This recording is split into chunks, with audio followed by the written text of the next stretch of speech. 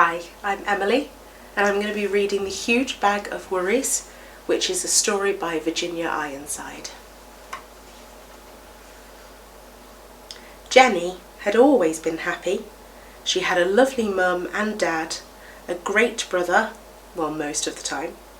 She had a best friend at school, and she liked her teacher. And then, of course, there was Loftus. But recently, she had been getting gloomier and gloomier. It wasn't just one thing, it was everything. She worried that she was getting too fat, that Loftus had fleas, and that her best friend was going away. She worried that she was getting bad marks at school, and she thought she heard someone whispering about her in the playground. She worried when her mum and dad had an argument. She even worried about wars and bombs, until one day she woke to find a huge bag of worries. The bag followed her everywhere, to school, to swimming, to the toilet, and it stuck by her even when she was watching TV. She tried ignoring it, but it didn't work. She tried throwing it away, but it always came back. She tried to lock it out, but when she got back to her bedroom, there it was waiting for her. It was like a horrible shadow she just couldn't get rid of. What could she do? She asked her brother for help, but he was busy with his computer game, and all he said was, "I don't know what you're talking about. I don't have any worries." After that, she didn't feel like asking anyone else. She knew she'd only feel stupid. Mum would probably say, "You've got no worries that I can see. You're a lucky girl. You've got your health, your friends, and your family. What more do you want?" So she decided not to tell her. Dad might know what to do. But then she thought again, no, Dad had enough worries of his own. She couldn't ask him.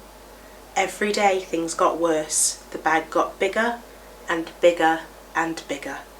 She couldn't sleep because it kept tossing and turning beside her all night.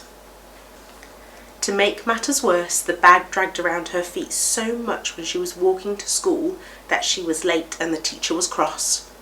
Jenny couldn't tell her what had happened, and anyway, she knew what she would say. "You've got too many worries. In future, leave that bag at home." When Jenny told her best friend about the bag, she suggested that Jenny locked it up in a cupboard and tried not to think about it. "That's what I do," she said, but it just didn't work. Even Loftus couldn't help.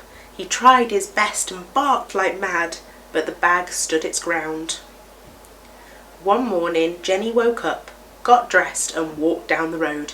She'd had enough. The tears started rolling down her cheeks. She sat on a garden wall, put her head in her hands. She thought she'd have to live with that bag forever.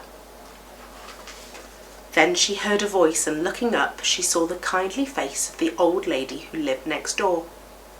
"Goodness," said the old lady, "what on earth is that huge bag of worries?"